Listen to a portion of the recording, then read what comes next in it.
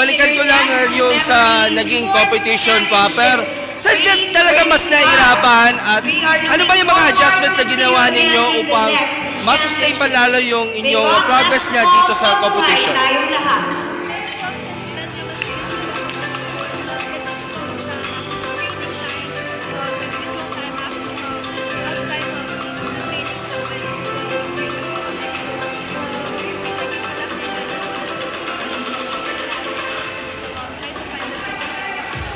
Lastly, Chloe, how do you sustain nga yung, of course, yung memory sports natin sa Pilipinas natin, considering na marami tayong mga batang new players natin, and of course, the Galamgam siblings are definitely dominating nga yung competition, and even nga si Patrice Lopez, isa sa mga top national player natin.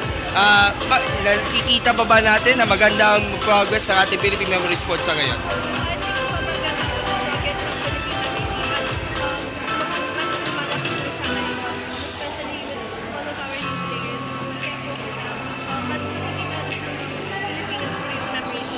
Okay. Bilang grandmaster, no, it adds pressure ba sa'yo na